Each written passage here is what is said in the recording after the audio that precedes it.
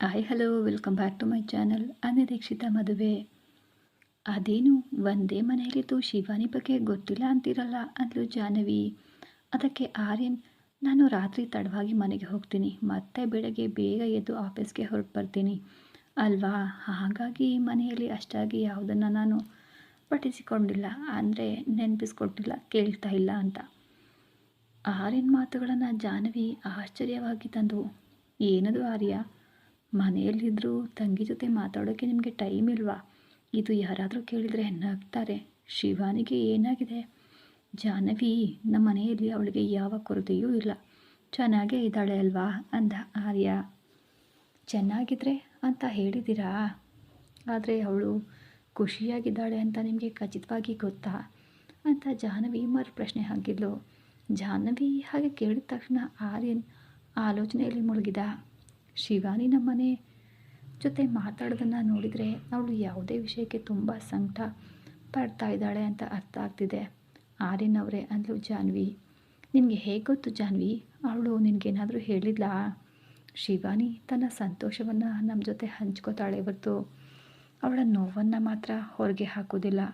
ನನಗೆ ಅವಳನ್ನು ನೋಡಿದರೆ ಹಾಗೆ ಅನ್ನಿಸ್ತಾ ಇತ್ತು ಅಷ್ಟೇ ಅಂದ್ಲು ಜಾಹ್ನವಿ. ಸರಿ ಜಾಹ್ನವಿ, ನಾಳೆ ಶಿವಾನಿಗೆ ನಿನಗೆ ಫೋನ್ ಮಾಡೋಕ್ಕೆ ಹೇಳ್ತೀನಿ ಬಿಡು ಅಂತ ಹೇಳಿ ಆರ್ಯನ್ ಕಾರಿನ ಬಳಿಯಿಂದ ಹೊರಟ. ಆರ್ಯನ್ಗೆ ಜಾಹ್ನವಿನ ಬಿಟ್ಟು ಹೋಗಲು ಮನಸ್ಸಿಲ್ಲದೆ ಇದ್ರೂ ಕೂಡ ಹೋಗಿ ಬರ್ತೀನಿ ಅಂತ ಹೇಳಿ ಅಲ್ಲಿಂದ ಹೊರಟ ಆರ್ಯ. ಜಾಹ್ನವಿ ಒಳಗಡೆ ಹೋಗಿ ಈ ಮನುಷ್ಯ ನನ್ನನ್ನೇ ನೆನ್ಪು ಮಾಡ್ಕೊಳ್ಳಲ್ಲ ಅಂದ್ಕೊಂಡೆ, ಆದರೆ ಮನೆಯಲ್ಲಿರೋ ತಂಗಿನೂ ನೆನ್ಪು ಮಾಡ್ಕೊಳ್ಳಲ್ವಾ ಅಂತ ಈವಾಗಲೇ ತಿಳಿತು ಅಂದ್ಕೊಂಡ್ಲು ಜಾಹ್ನವಿ. ಆರ್ಯನ್ ಮನೆಯಲ್ಲಿ ಯಾರಿರ್ತಾರೆ ಜಾಹ್ನವಿಗೆ ಇನ್ನೂ ಸರಿಯಾಗಿ ಗೊತ್ತಿಲ್ಲ. ಶಿವಾನಿ ಯಾವಾಗಲೂ ತನ್ನ ಚಿಕ್ಕಮ್ಮನ ಬಗ್ಗೆ ಹೇಳ್ತಾನೆ ಇರ್ತಾಳೆ, ಆದರೆ ಅವರ ಅಮ್ಮನಿಗೆ ಏನಾಯಿತು ಗೊತ್ತಿಲ್ಲ. ಅವರು ನನಗೆ ತಾಳಿ ಮಾತ್ರ ಕಟ್ಟಿದ್ದಾರೆ, ಇನ್ನೂ ನನ್ನನ್ನು ಆ ಮನೆ ಸೊಸೆ ಅಂತ ಎಲ್ಲೂ ಕೂಡ ಹೇಳ್ಕೊಂಡಿಲ್ಲ. ಹೇಳಿದಾಗ ಆ ಮನೆಯಲ್ಲಿ ಯಾರ್ಯಾರಿದ್ದಾರೆ ಅಂತ ಕೇಳಬಹುದು. ಈ ಮಧ್ಯೆ ಶಿವಾನಿ ಕೂಡ ಫೋನ್ ಮಾಡ್ತಿಲ್ಲ. ಇವತ್ತು ಅವಳ ನೆನಪು ಯಾಕೋ ತುಂಬ ಬಂತು, ನಾಳೆ ಅವಳ ಹತ್ರ ಮಾತಾಡಬೇಕು ಅಂದ್ಕೊಳ್ತಾ ಮಲಗಿದ್ಲು ಜಾಹ್ನವಿ. ಮತ್ತೊಂದೆಡೆ ಆರ್ಯನ್ ಮನೆಗೆ ಹೋದ ತಕ್ಷಣ ನೇರವಾಗಿ ಶಿವಾನಿಯ ರೂಮ್ಗೆ ಹೋದ. ಶಿವಾನಿ ರೂಮ್ನಲ್ಲಿ ಮಲಗಿದ್ಲು. ಶಿವಾನಿ ಹಾಯಾಗಿ ಮಲಗಿದಾಳಲ್ಲ ಅಂತ ಜಾಹ್ನವಿ ಯಾಕೆ ಹಾಗೆ ಅಂದ್ಲು ಅಂತ ಅವಳ ಹತ್ರ ಹೋಗಿ ನೋಡಿದಾಗ ಅವಳ ಕಣ್ಗಳಿಂದ ನೀರು ಸುರಿತಾನೇ ಇತ್ತು. ಆರ್ಯನ್ ಹತ್ರ ಹೋಗಿ ನೋಡಿದ, ನಿದ್ರೆಯಲ್ಲೂ ಶಿವಾನಿ ಕಣ್ಣಲ್ಲಿ ನೀರಿರೋದನ್ನು ಕಂಡು ಅವನ ಮನಸ್ಸು ಭಾರ ಆಯಿತು. ಜಾಹ್ನವಿ ಹೇಳಿದ್ದು ನಿಜಾನೇ, ಶಿವಾನಿ ಯಾವುದೋ ವಿಷಯಕ್ಕೆ ಬೇಸರದಲ್ಲಿದ್ದಾಳೆ. ಅವಳನ್ನು ಅಷ್ಟೊಂದು ಕಾಡ್ತಾ ಇರುವ ಆ ವಿಷಯ ಯಾವುದಿರಬಹುದು ಅಂತ ಅವಳ ಕಣ್ಣೀರು ಒರೆಸಿ ನಾಳೆ ಬೆಳಗ್ಗೆ ಇದ್ರ ಬಗ್ಗೆ ಕೇಳಬೇಕು ಅಂತ ನಿರ್ಧರಿಸಿ ತನ್ನ ರೂಮ್ಗೆ ಹೋದ. ಆರ್ಯನ್ ಬಂದು ಶಿವಾನಿ ರೂಮಿಗೆ ಹೋಗಿದ್ದನ್ನು ನೋಡಿದ ಶರ್ಮಿಳಾ, ಇವನಿಗೇನು ಇಷ್ಟು ದಿನ ತಂಗಿ ಮೇಲೆ ಇಲ್ಲದ ಪ್ರೀತಿ ಈಗ ಉಕ್ಕಿ ಬರ್ತಾ ಇದೆ, ಬಂದ ತಕ್ಷಣ ರೂಮ್ಗೆ ಹೋಗಿ ನೋಡ್ತಾ ಇದ್ದಾನೆ. ಇವ್ರ ಮದುವೆ ಆಗೋವರೆಗೂ ಇವರಿಬ್ಬರು ಮಾತಾಡದಂತೆ ನೋಡ್ಕೊಳ್ಬೇಕು ಅಂತ ತನ್ನ ಮನಸ್ಸಿನಲ್ಲೇ ಅಂದ್ಕೊಂಡು ಹೊರಟಳು ಶರ್ಮಿಳಾ. ಔಟೋಸ್ನಲ್ಲಿರುವ ಫೋಟೋದಲ್ಲಿದ್ದ ಆಕೆ ನನ್ನ ಮಗುವಿಗೆ ಇನ್ನೂ ಎಷ್ಟು ದಿನ ಈ ಕಷ್ಟಗಳು, ಆ ರಾಕ್ಷಸಿ ತಾನು ಅಂದ್ಕೊಂಡಿದ್ದನ್ನು ಸಾಧಿಸುವವರೆಗೂ ನಾನು ಬಿಡೋದಿಲ್ಲ. ಅವಳು ಈ ಮದುವೆಗಿಂತ ಮುಂಚೆನೇ ನನ್ನ ಸೊಸೆ ನನ್ನ ಮನೆ ಒಳಗಡೆ ಕಾಲಿಡಬೇಕು. ಹಾಗಾಗದೇ ಇದ್ದರೆ ನಾನು ಕಷ್ಟಪಡೋದಲ್ಲದೆ ನನ್ನ ಮಗಳು ಕೂಡ ಕಷ್ಟಪಡ್ತಾಳೆ. ಇನ್ನು ಎಷ್ಟು ದಿನ ಸ್ವಾಮಿ ಅವಳು ಮಾಡುವ ಪಾಪಗಳನ್ನು ನೋಡ್ತಾ ಹೀಗೆ ಇರ್ತೀರಾ? ದಿನದಿಂದ ದಿನಕ್ಕೆ ಅವಳು ಪಾಪಗಳ ಹೆಚ್ಚಾಗ್ತಾ ಇವೆ ಹೊರತು ಕಡಿಮೆ ಆಗ್ತಿಲ್ವಲ್ಲ ಸ್ವಾಮಿ. ನನ್ನ ಮಗಳು ಯಾವ ಪಾಪ ಮಾಡಿದ್ದಾಳೆ ಅಂತ ಅವಳನ್ನು ಹೀಗೆ ಹಿಂಸೆ ಮಾಡ್ತಾ ಇದ್ದಾಳೆ ಅಂತ ಎದುರಿಗಿದ್ದ ಶ್ರೀಕೃಷ್ಣನ ಫೋಟೋ ನೋಡಿ ಅಳ್ತಾ ಹೇಳಿದ್ಲು ಆಕೆ. ಆ ಫೋಟೋದಿಂದ ಯಾವುದೇ ಪ್ರತಿಕ್ರಿಯೆ ಬರದೇ ಇದ್ದಾಗ ಕೋಪದಿಂದ, ನನ್ನ ವಿಷಯದಲ್ಲಿ ಇಷ್ಟೆಲ್ಲ ಅನ್ಯಾಯ ಆದರೂ ಕಲ್ಲಂತೆ ನೋಡ್ತಾ ಇದೆಯಲ್ಲ, ಈಗೇನು ಮಾಡ್ತೀಯ ಬಿಡು, ನನ್ನ ಮಕ್ಕಳು ಸಂತೋಷವಾಗಿ ಇರೋದನ್ನು ನೋಡೋವರೆಗೂ ನನ್ನ ಆತ್ಮಕ್ಕೆ ಶಾಂತಿ ಇರೋದಿಲ್ಲ. ಈ ಗಾಳಿಯನ್ನೇ ತಿರುಗುತ್ತಾ ಇರ್ತೀನಿ. ನಿನಗೆ ಅದೇ ಬೇಕಲ್ವಾ? ಅನ್ಯಾಯ ಮಾಡೋರಿಗೆ ಸಾಥ್ ಕೊಡ್ತೀಯಾ ನೀನು? ನ್ಯಾಯವಾಗಿ ಇರೋರಿಗೆ ನೀನು ಯಾವತ್ತಾನೇ ಜೊತೆಗೆ ಇದೆಯಾ? ಯಾವತ್ತೂ ಇರಲ್ಲ ಅಂತ ಕೋಪದಿಂದ ಹೇಳಿತ್ತು. ಶರ್ಮಿಳಾ ರೂಮ್ಗೆ ಹೋಗಿ ಪ್ರತಾಪ್ ವರ್ಮನನ್ನು ನೋಡಿದ್ರ ಪ್ರತಾಪ್, ನಿಮ್ಮ ಮಗನಿಗೆ ತಂಗಿ ಮೇಲೆ ಪ್ರೀತಿ ಬಂದಿದೆ, ರೂಮ್ಗೆ ಹೋಗಿ ಅವಳನ್ನು ನೋಡ್ತಾ ಇದ್ದಾನೆ ಅಂದ್ಲು. ಪ್ರತಾಪ್ ವರ್ಮ ಪೂರ್ತಿಯಾಗಿ ಕುಡ್ದಿದ್ದ. ಹಾಗಾಗಿ ಶರ್ಮಿಳಾ ಹಾಗೆ ಹೇಳಿದ ತಕ್ಷಣ, ಯಾರು ನನ್ನ ಮಗ? ನನಗೆ ಇರೋದು ಒಬ್ಬನೇ ಮಗ, ಅವನು ಅಮೇರಿಕದಲ್ಲಿ ಇದ್ದಾನೆ ಅಲ್ವಾ. ನೀನು ಪ್ರತಿ ಸಾರಿಯೂ ಯಾಕೆ ನನ್ನ ಮಗ ನನ್ನ ಮಗಳು ಅಂತ ಇವ್ರ ಬಗ್ಗೆ ಅಂದರೆ ನನಗೆ ಕೋಪ ಬರುತ್ತೆ, ನಾನು ಸುಮ್ಮನೆ ಇರಲ್ಲ ಶರ್ಮಿಳಾ ಅಂತ ಅವನು.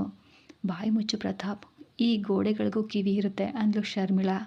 ಮತ್ತು ನೀನು ಯಾರಿಗೂ ಹುಟ್ಟಿದವರನ್ನು ನನ್ನ ಮಕ್ಕಳು ಅಂತ ಅಂದರೆ ನನಗೆ ಹೇಗಿರುತ್ತೆ ಹೇಳು. ನಮಗೆ ಹುಟ್ಟಿದವನು ಅಮೇರಿಕದಲ್ಲಿ ರಾಜನಂತೆ ಬೆಳೀತಿದ್ದಾನೆ ಅಲ್ವಾ. ಅವನು ನಮ್ಮ ರಕ್ತ. ನೀನು ಮತ್ಯಾವತ್ತು ಇಲ್ಲಿರೋರನ್ನ ನನ್ನ ಮಕ್ಕಳು ಅಂತ ಅನ್ಬೇಡ. ಬಾ ಮಲ್ಗೋಣ ಅಂತ ಶರ್ಮಿಳಾ ಕೈ ಹಿಡಿದು ಎಳೆದನು ಪ್ರತಾಪ್. ಅವನ ಪಕ್ಕ ಮಲಗಿದ ಶರ್ಮಿಳಾ ಮನೆ ವಿಷಯಗಳನ್ನೆಲ್ಲ ನನ್ನ ತಲೆಗೆ ಹಾಕಿ, ನೀನು ಮಾತ್ರ ಏನು ತಿಳಿಯೋದಂತೆ ಕುಡಿದು ಮಲಗೋದು ಮಾಡ್ತೀರಾ ಅಷ್ಟೇ ಅಲ್ವಾ ನಿಂದು ಅಂದ್ಲು. ನನಗಿಂತ ಬುದ್ಧಿವಂತೆ ನೀನೇ ಅಲ್ವಾ ಶರ್ಮಿಳಾ, ಏನಿದ್ರು ನೀನೇ ನೋಡ್ಕೊಳ್ತೀಯ ಅಂತ ನಂಗೆ ಗೊತ್ತು ಅಂತ ಪ್ರತಾಪ್ ಅವಳನ್ನು ಹತ್ತಿರ ಕೇಳಿಕೊಂಡಾಗ ಅವನನ್ನು ತಳ್ಳಿ ಅದೇ ಥರ ಮಾತಾಡಿ ಎಲ್ಲದರಿಂದ ತಪ್ಪಿಸ್ಕೊಳ್ತೀರಾ. ನಾವು ಎಷ್ಟು ಪ್ಲ್ಯಾನ್ ಮಾಡಿ ಈ ಮೆನ್ಷನ್ಗೆ ಮಾಲೀಕರಾದವು. ಮಾಲೀಕರು ಅನ್ನೋ ಹೆಸರೇ ಬಂತು ಹೊರತು ನಮಗೆ ಇಲ್ಲಿ ಯಾವ ಹಕ್ಕು ಸಿಕ್ಕಿಲ್ಲ ಇನ್ನು. ಅದಕ್ಕೆ ಈ ಮಕ್ಕಳನ್ನು ನಮ್ಮ ಕಂಟ್ರೋಲ್ನಲ್ಲಿ ಇಟ್ಕೊಂಡಿದ್ದೀವಿ. ಈಗ ಅವರಿಗೆ ಮದುವೆ ವಯಸ್ಸು ಬಂದಿದೆ. ನಾವು ಹೇಳಿದ ಹಾಗೆ ಕೇಳುವವರನ್ನೇ ನಾವು ಅವರಿಗೆ ಆಯ್ಕೆ ಮಾಡಿಕೊಂಡು ಮದುವೆ ಮಾಡಬೇಕು ಅಂತ ಮೊದಲೇ ಅಂದ್ಕೊಂಡಿದ್ದೀವಿ ಅಲ್ವಾ. ಆದರೆ ಆರ್ಯನ್ಗೆ ನಮಗೆ ಬೇಕಾದ ಹುಡುಗಿ ಇದ್ದಾಳೆ. ಈ ಶಿವಾನಿಗೆ ಇವತ್ತು ನಮ್ಮ ಮನೆಗೆ ಬಂದ ರಮೇಶ್ ಇಷ್ಟ ಆದಂತೆ ಕಾಣ್ತಾ ಇಲ್ಲ. ಮಧ್ಯಾಹ್ನದಿಂದನೂ ನೋಡ್ತಾ ಇದ್ದೀನಿ, ಅವಳು ರೂಮ್ ಬಿಟ್ಟು ಹೊರಗೇನೆ ಬಂದಿಲ್ಲ. ಅವಳಿಗೆ ಇಷ್ಟ ಆಗೋದು ಬಿಡೋದು ಮುಖ್ಯ ಅಲ್ಲ, ನಾವು ಹೇಳ್ದ ಹಾಗೆ ಅವಳು ಕೇಳಲೇಬೇಕು. ಶಿವಾನಿ ನನ್ನ ಮೇಲೆ ಇರೋ ಭಯಕ್ಕೆ ಒಪ್ಕೋತಾಳೆ ಬಿಡು ಶರ್ಮಿಳಾ, ಆದರೆ ಆರ್ಯನ್ಗೆ ಹೇಗೆ ಒಪ್ಪಿಸ್ಬೇಕು ಅಂತ ತಿಳಿತಿಲ್ಲ ಅಂದ. ನಾನು ಅದನ್ನು ಯೋಚಿಸ್ತಾ ಇದ್ದೀನಿ. ಆರ್ಯನ್ ಒಪ್ಪಿಸಿದ್ರೆ ಇಬ್ಬರ ಮದುವೆನೂ ಕೂಡ ಒಂದೇ ದಿನ ಮಾಡಬಹುದು.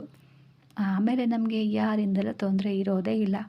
ಮುಖ್ಯವಾಗಿ ನಮ್ಮ ಗುಟ್ಟು ಗೊತ್ತಿರೋರಿಗೆ ನಾವು ಹೆದರಬೇಕಾದ ಅವಶ್ಯಕತೆಯೂ ಇಲ್ಲ ಅಂದ್ಲು ಶರ್ಮಿಳಾ. ನೀನು ಹೇಳಿದ್ದೇನೋ ನಿಜ ಶರ್ಮಿಳಾ, ಆರ್ಯನ್ ಜೊತೆಗೆ ನಮಗೆ ದೊಡ್ಡ ಸಮಸ್ಯೆ. ಮದುವೆ ಅಂದರೆ ಅವನು ಏನಂತಾನೋ ಏನೋ, ನಾಳೆ ಬೆಳಗ್ಗೆ ಮಾತಾಡಿ ನೋಡೋಣ ಬಿಡು ಅಂದ ಪ್ರತಾಪ್. ಆರ್ಯನ್ ನಮಗೆ ಹೋಗಿ ಮಲಗಿದನು. ಇತ್ತೀಚೆಗೆ ಪರಿಚಯವಾದ ಜಾನ್ವಿಗೆ ಶಿವಾನಿ ಬಗ್ಗೆ ತಿಳಿಯಿತು. ಆದರೆ ಅಣ್ಣನಾಗಿ ನನಗೆ ಯಾಕೆ ತಿಳಿಲಿಲ್ಲ. ನಾನು ಶಿವಾನಿ ಬಗ್ಗೆ ಯೋಚಿಸೋದನ್ನೇ ಬಿಟ್ಬಿಟ್ಟಿನಾ. ಪ್ರೀತಿಯಲ್ಲಿ ಸೋತ ನಾನು ಆ ನೋವಿನಲ್ಲಿ ಮನೆಯಲ್ಲಿದ್ದ ತಂಗಿ ಬಗ್ಗೆ ಕೂಡ ವಿಚಾರಿಸಿ ಕೇಳೋದನ್ನು ಮರ್ತೇ ಬಿಟ್ಟೆ. ಪಾಪ ಶಿವಾನಿ ಇಷ್ಟು ದಿನ ತನ್ನ ನೋವನ್ನೆಲ್ಲ ತನ್ನಲ್ಲೇ ಅಡಗಿಸ್ಕೊಂಡು ಬೇಸರ ಪಟ್ಟಿದ್ದಾಳೆ. ಇನ್ನು ಮುಂದೆಯಾದರೂ ಶಿವಾನಿಗೆ ಯಾವುದೇ ನೋವು ಬರದೇ ಇರೋ ಹಾಗೆ ನಾನು ನೋಡ್ಕೊಳ್ಬೇಕು ಅಂತ ನಿರ್ಧರಿಸಿದನು ಆರ್ಯ.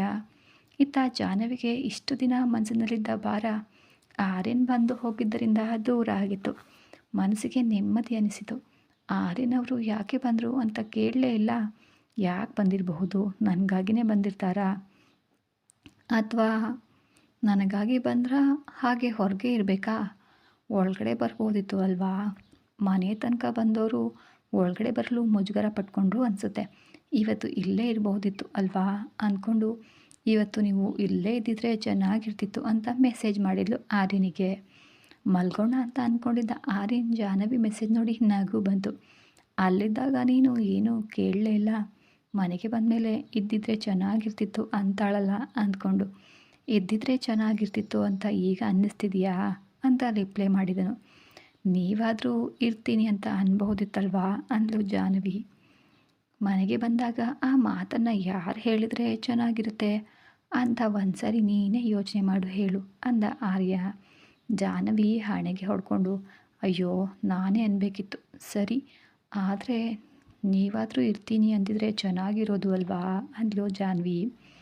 ನನಗೂ ಅದೇ ಫೀಲಿಂಗ್ ಅಮ್ಮಣ್ಣಿ, ಸರಿ ಇವಾಗ ಬರಲಾ ಅಂದ ಆರ್ಯನ್. ಆರ್ಯನ್ ಕೇಳಿದ್ದಕ್ಕೆ ಏನು ತಮಾಷೆ ಮಾಡ್ತಿದ್ದೀರಾ ಅಂದ್ಲು ಜಾಹ್ನವಿ. ಆದರೆ ಆ ಕಡೆಯಿಂದ ಆಮೇಲೆ ರಿಪ್ಲೈನೇ ಬರಲಿಲ್ಲ. ತುಂಬ ಹೊತ್ತು ಕಾಯ್ದ ಜಾಹ್ನವಿ ಯಾಕೆ ಇವರು ರಿಪ್ಲೈ ಮಾಡಲಿಲ್ಲ, ಮಲಗಿಬಿಟ್ರಾ ಏನೋ ಅಂತ ಯೋಚಿಸ್ತಾ ಫೋನ್ನ ಪಕ್ಕಕ್ಕಿಟ್ಟು ಮಲಗಿದ್ಲು. ಹಾಗೆ ಆರ್ಯನ್ ಬಗ್ಗೆ ಯೋಚಿಸ್ತಾ ಹಾಗೆ ನಿದ್ದೆಗೆ ಜಾರ್ತಾ ಇದ್ದಾಗ ಫೋನ್ಗೆ ಮೆಸೇಜ್ ಸೌಂಡ್ ಬಂತು. ಇವರೇ ಇರಬೇಕು ಅಂತ ಫೋನ್ ಆನ್ ಮಾಡಿ ಮೆಸೇಜ್ ನೋಡಿದ್ಲು. ಒಂದು ಸಲ ಹೊರಗಡೆ ಬಂದು ನೋಡು ಅಂತ ಮೆಸೇಜ್ ಇತ್ತು. ಇದೇನು ಇವರು ಹೊರಗಡೆ ಬಂದು ನೋಡು ಅಂತಿದ್ದಾರೆ, ಕೊಂಪೆ ಸುತ್ತಿ ಏನಾದರೂ ಬಂದುಬಿಟ್ರಾ ಏನು ಅಂತ ವೇಗವಾಗಿ ಎದ್ದು ಹೋಗಿ ಡೋರ್ನ ತೆಗೆದ್ಲು. ಎದುರಿಗೆ ಆರ್ಯನ್ ನಗ್ತಾ ನಿಂತಿದ್ದ. ಜಾಹ್ನವಿ ಆಶ್ಚರ್ಯಪಟ್ಟು ನೀವೇನು ಇಲ್ಲಿ ಮತ್ತು ಯಾಕೆ ಬಂದಿದ್ದೀರಾ ಅಂದ್ಲು. ನೀನೇ ಅಲ್ವಾ ಫೋನಲ್ಲಿ ಜೋಕ ಅಂದಿದ್ದು, ಅದು ಜೋಕಲ್ಲ ನಿಜ ಅಂತ ಹೇಳೋಕೆ ಬಂದೆ. ಇವತ್ತು ಇಲ್ಲಿ ಇರಬಹುದಾ ಅಂತ ಕೇಳ್ದ. ಜಾಹ್ನವಿ ಆರ್ಯನ್ ಹೇಳುವ ಮಾತುಗಳನ್ನು ಆನಂದದಿಂದ ಕೇಳಿಸ್ಕೊಳ್ತಾ ಅವನು ಕೇಳಿದ ಕೊನೆ ಮಾತನ್ನು ಗಮನಿಸಲೇ ಇಲ್ಲ. ಜಾಹ್ನವಿ ಏನು ಹೇಳ್ದೇ ಇದ್ದಾಗ ಇಷ್ಟು ಕಷ್ಟಪಟ್ಟು ಇಲ್ಲಿವರೆಗೂ ಬಂದಿದ್ದೀನಿ, ಇಲ್ಲಿ ಇರಬಹುದಾ ಅಂತ ಕೇಳಿದ್ರೆ ಕನಿಷ್ಠ ಒಳಗಡೆ ಕೂಡ ಕರೀತಿಲ್ವಲ್ಲ ನೀನು. ಸರಿ ಬಿಡು ಹಾಗಾದರೆ ನಾನು ಹೋಗ್ತೀನಿ ಅಂತ ಆರ್ಯನ್ ಹಿಂದಕ್ಕೆ ತಿರುಗ್ದ. ತಕ್ಷಣ ಜಾಹ್ನವಿಗೆ ತಾನು ಮಾಡಿದ ತಪ್ಪು ಅರ್ಥ ಆಗಿ ಕೂಡಲೇ ಆರ್ಯನ್ ಕೈನ ಹಿಡ್ಕೊಂಡು ಒಳಗಡೆ ಬನ್ನಿ ಅಂದ್ಲು. ಆರ್ಯನ್ ಜಾಹ್ನವಿ ಕೈ ಹಿಡ್ಕೊಂಡೆ ಒಳಗಡೆ ಬಂದು, ಮನೋಜ್ ಎಲ್ಲಿದ್ದಾನೆ ಅಂತ ಕೇಳ್ದ. ಸರಿ, ಈಗ ನೀವು ನನಗಾಗಿ ಬಂದ್ರಾ ಇಲ್ಲ ಅಣ್ಣನಿಗಾಗಿ ಬಂದ್ರಾ ಅಂದ್ಲು ಜಾಹ್ನವಿ. ನಾನು ಯಾರಿಗಾಗಿ ಬಂದಿದ್ದೀನಿ ಅಂತ ನಿನಗೆ ಗೊತ್ತಿಲ್ವಾ ಜಾಹ್ನವಿ ಅಂದ ಆರ್ಯನ್. ಮತ್ತೆ ಈಗ ಅಣ್ಣನ ವಿಷಯ ಯಾಕೆ? ಆ ದಿನ ತಾಳಿ ಕಟ್ಟಿ ನನ್ನ ಫ್ರೆಂಡ್ಗೋಸ್ಕರ ಅಂತ ಹೇಳಿದ್ರಲ್ವಾ, ಈಗಲೂ ನಿಮ್ಮ ಫ್ರೆಂಡ್ಗೋಸ್ಕರ ಬಂದಿದ್ದೀನಿ ಅಂತ ಹೇಳ್ತಿರೋ ಅಂದ್ಲು. ಬಲೆ ನೆನಪು ಮಾಡಿದೆ ಬಿಡು ಅಮ್ಮಣ್ಣಿ, ಹೌದು ನನ್ನ ಫ್ರೆಂಡ್ಗೋಸ್ಕರನೇ ಬಂದೆ, ಏನೀಗ ಅಂದ ಆರ್ಯನ್. ಜಾಹ್ನವಿ ಮುಖವನ್ನು ಸೊಟ್ಟಿಗೆ ಮಾಡಿಕೊಂಡು, ಹಾಗಾದರೆ ನಿಮ್ಮ ಫ್ರೆಂಡ್ ಆ ರೂಮಲ್ಲಿ ನಿದ್ದೆ ಮಾಡ್ತಾ ಇದ್ದಾರೆ ಹೋಗಿ ಅಂತ ಕೋಪದಿಂದ ಹಿಂದಕ್ಕೆ ಹೋಗ್ತಾ ಇದ್ರೆ, ಜಡೆ ಎಳೆದು ಹಿಂದೆ ಎಳೆದು ಎಲ್ಲಿಗೆ ಸತ್ಯಭಾಮೆಯ ತರಹ ಕೋಪ ಮಾಡಿಕೊಂಡು ಹೋಗ್ತಿದೀಯಾ ಅಂದ. ನೀವು ಕೃಷ್ಣ ಅಂತ ಅಂದರೆ ಒಪ್ಕೊಂಡ್ಬಿಟ್ರಿ ಬಿಡಿ ಅಂದ್ಲು ಅವಳು. ನಾನು ಏನೇ ಹೇಳಿದ್ರು ಕೌಂಟರ್ ಕೊಡದೆ ಇರಲ್ಲಲ್ವಾ ನೀನು ಅಂತ ಕೇಳ್ದ ಆರ್ಯನ್. ಕೌಂಟರ್ ಏನಿದೆ ಆರ್ಯನ್ ಅವರೇ, ಕಾಲೇಜಲ್ಲಿ ಪ್ರೀತಿಸಿದ್ದು ಅಂತ ಒಬ್ಬರ ಬಗ್ಗೆ ತಿಳಿಯಿತು, ಇನ್ನೂ ನನಗೆ ತಿಳಿಯದವರು ಎಷ್ಟು ಜನ ಇದ್ದಾರೋ ಏನೋ ಅಂದ್ಲು. ಹೌದೌದು, ನಾನು ಕಾಲೇಜ್ಗೆ ಹೋಗಿದ್ದು ಓದೋದಕ್ಕಲ್ಲ ಬಿಡು, ಹುಡುಗಿಯರ ಹಿಂದೆ ಬಿದ್ದು ಪ್ರೀತಿಸೋದಕ್ಕೆ ಅಲ್ವಾ ಅಂದ ಆರ್ಯನ್. ಅಯ್ಯೋ ರಾಮ, ಈಗ ನಾನು ಏನಂದೆ ಅಂತ ಅಷ್ಟು ಕೋಪ ಅನ್ನೋದೆಲ್ಲ ಅಂದ್ಬಿಟ್ಟು ಮತ್ತೆ ಅಯ್ಯೋ ರಾಮ ನಾನು ಏನಂದೆ ಅಂತ ದೀರ್ಘ ಇಳಿಯೋದು ನಿಮ್ಮ ಹೆಣ್ಮಕ್ಳಿಗೆ ಇರೋ ಅಭ್ಯಾಸನೇ, ಸರಿ ಬಿಡು.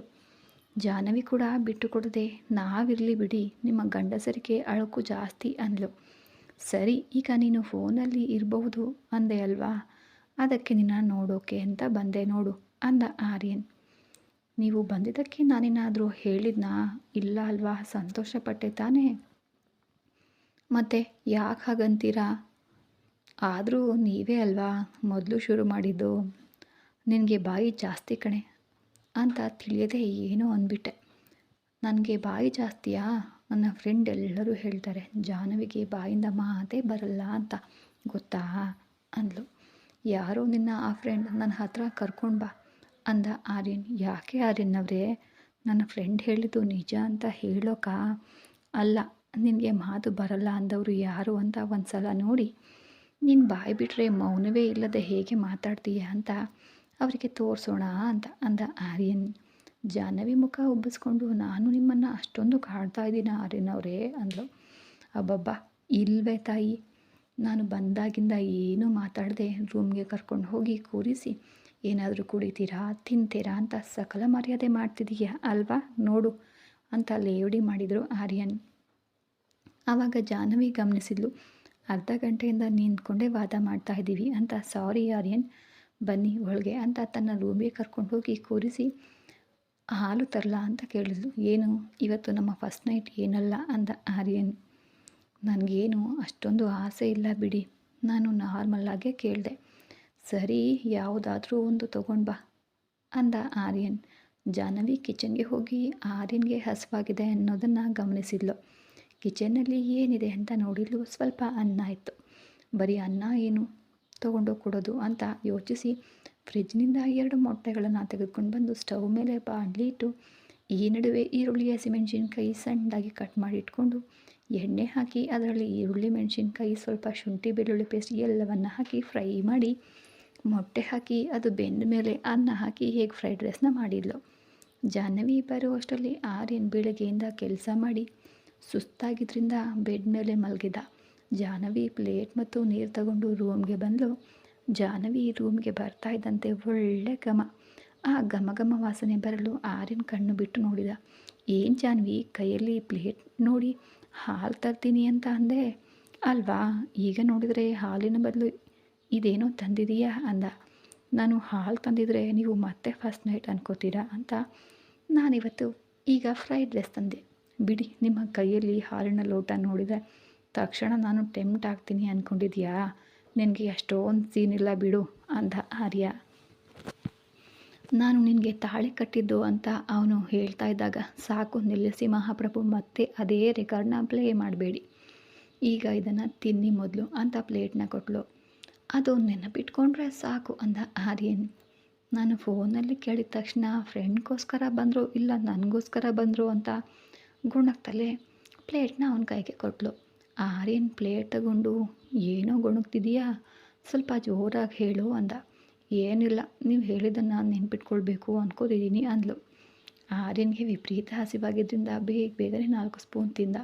ಜಾನ್ವಿ ನೋಡ್ತಾ ಆರ್ಯನ್ ಅವರೇ ಸ್ವಲ್ಪ ನಿಧಾನವಾಗಿ ತಿನ್ನಿ ಅಂದ್ಲು. ಅಷ್ಟರಲ್ಲಿ ಆರ್ಯನ್ಗೆ ಖಾರ ಗೊತ್ತಾಯಿತು. ಕಣ್ಣಲ್ಲಿ ನೀರು ಬಂತು. ಪ್ಲೇಟ್ ಪಕ್ಕಕ್ಕಿಟ್ಟು ಅಪ್ಪ ಖಾರ ಇಸ್ ಅನ್ನುತ್ತಾ ಕೈಯಿಂದ ಗಾಳಿ ಊದ್ಕೊಳ್ತಾ ನೀರು ಅಂದ. ಜಾನ್ವಿ ಗಾಬರಿಯಿಂದ ನೀರು ಕೊಟ್ಟಳು. ಎಷ್ಟೇ ನೀರು ಕುಡಿದ್ರೂ ಅವನಿಗೆ ಆಗಿದ್ದ ಖಾರ ಕಡಿಮೆ ಆಗಲಿಲ್ಲ. ಪಾಪ ಅವನ ಮುಖ ಎಲ್ಲ ಕೆಂಪಾಯಿತು. ಆರ್ಯನ್ ಅವರೇ, ನಾನು ಖಾರ ಮಾಮೂಲಿಯಾಗಿ ಹಾಕಿದ್ದೀನಿ ಅಲ್ವಾ ಅಂದ್ಲು. ಆರ್ಯನ್ ಗೊತ್ತಿಲ್ಲ ಜಾನ್ವಿ ಅಂದ. ಜಾನ್ವಿ 1 ಸ್ಪೂನ್ ಅನ್ನೋದು ಕೂಡ ಬಾಯಿಗೆ ಹಾಕ್ಕೊಂಡು ನೋಡಿದ್ಲು. ಅವಳಿಗೂ ಸಿಕ್ಕಾಪಟ್ಟೆ ಖಾರ ಅನ್ನಿಸ್ತು. ಅಯ್ಯೋ ಆರ್ಯನ್ ಅವರೇ, ನಿಮ್ಮ ಬಗ್ಗೆ ಯೋಚಿಸ್ತಾ ಖಾರ 2 ಸಲ ಹಾಕಿಬಿಟ್ಟಿದ್ದೀನಿ ಅನಿಸುತ್ತೆ ಅಂದ್ಲು. ಅವಳು ಕೂಡ ನೀರು ಕುಡಿದ್ಲು. ಜಾನ್ವಿ, ದಯವಿಟ್ಟು ನೀನು ಅಡುಗೆ ಮಾಡುವಾಗ ನನ್ನ ಬಗ್ಗೆ ಯೋಚಿಸದೆ ಅಡುಗೆ ಮಾಡಮ್ಮ. ಆ ದಿನ ಉಪ್ಪು ಹಾಕಿದ ಕಾಫಿಯಿಂದ ಹೇಗೋ ಪಾರಾಗಿದ್ದೆ, ಆದರೆ ಇವತ್ತು ಈ ಖಾರದ ರೈಸ್ನಿಂದ ತಪ್ಪಿಸ್ಕೊಳ್ಳೋಕ್ಕೆ ಆಗಲಿಲ್ಲ ಅಂದ. ಆರ್ಯನ್ ಹಸಿವು ನೀಗಿಸೋಣ ಅಂದರೆ ಹೀಗಾಯ್ತಲ್ಲ ಅಂತ ಜಾಹ್ನವಿ ತುಂಬಾ ಬೇಸರ ಮಾಡಿಕೊಂಡ್ಳು. ಸಾರಿ ಆರ್ಯನ್ ಅವರೇ, ನಿಮ್ಮ ಹಸಿವು ಹೇಗೆ ನೀಗಿಸೋಕೆ ಆಗಲಿಲ್ಲ ಅಲ್ವಾ, ಅದರ ಬದಲು ನಿಮಗೆ ತೊಂದರೆ ಕೊಟ್ಟೆ ಅಂತ ಫೀಲಾಗಿ ಹೇಳ್ತಾ ಇದ್ದ ಜಾಹ್ನವಿಯಿಂದ ನೋಡಿ, ಇದರಲ್ಲಿ ನಿನ್ನ ತಪ್ಪೇನಿದೆ ಬಿಡು ಜಾನ್ವಿ ಅಂದ ಆರ್ಯನ್. ಆರ್ಯನ್ ಕಷ್ಟ ನೋಡಿ ಎದುರಿಗಿದ್ದ ಜಾಹ್ನವಿ ಅವನ ಹತ್ತಿರ ಹೋಗಿ ಆರ್ಯನ್ ಮುಖವನ್ನು ಹತ್ತಿರಕ್ಕೆ ತನ್ನ ಕೈಗೆ ತಗೊಂಡ್ಳು. ಜಾಹ್ನವಿ ಹಾಗೆ ಹಿಡಿದ ತಕ್ಷಣ ಆರ್ಯನ್ ಆಶ್ಚರ್ಯದಿಂದ ಅವಳನ್ನೇ ನೋಡ್ತಾ ಇದ್ದಾನೆ. ಆರ್ಯನ್ ಸಂಕಟವನ್ನು ಜಾಹ್ನವಿ ಹೇಗೆ ಹೋಗ್ಲಾಡ್ಸಿದ್ಲು ಅಂತ ಮುಂದಿನ ಸಂಚಿಕೆಯಲ್ಲಿ ನೋಡೋಣ. ಇವರಿಬ್ಬರು ಮತ್ತೆ ಪ್ರೀತಿ ಇರೋ ವಿಷಯ ಯಾವಾಗ ಇವರಿಬ್ರಿಗೂ ಅರ್ಥ ಆಗುತ್ತೆ ಅಂತ ಮುಂದೆ ತಿಳಿಯೋಣ. ಅಲ್ಲಿವರೆಗೂ ಬಾಯ್. ಇನ್ನೂ ಯಾರು ಚಾನಲ್ನ ಸಬ್ಸ್ಕ್ರೈಬ್ ಮಾಡಿಲ್ಲ ದಯವಿಟ್ಟು ಈಗಲೇ ಹೋಗಿ ಸಬ್ಸ್ಕ್ರೈಬ್ ಮಾಡಿಕೊಂಡು ಲೈಕ್ ಮಾಡೋದನ್ನು ಮರಿಬೇಡಿ. ಧನ್ಯವಾದಗಳು.